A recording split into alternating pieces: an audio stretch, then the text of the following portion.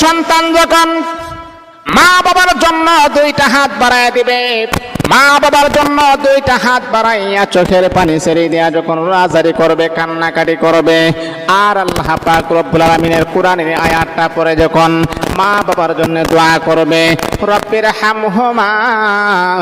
কামা রব্বায়ানি সগীরা,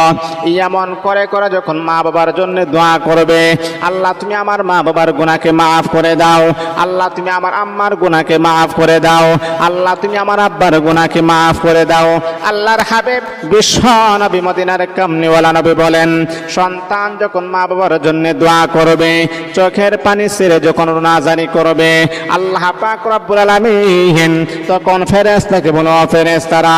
আমার বান্দার জন্য, সন্তানেরা কাঙ্গাল হয়ে আমার বান্দার জন্য দোয়া করতেছেন, তার বাবার জন্য দোয়া করতেছেন, তার মার জন্য দোয়া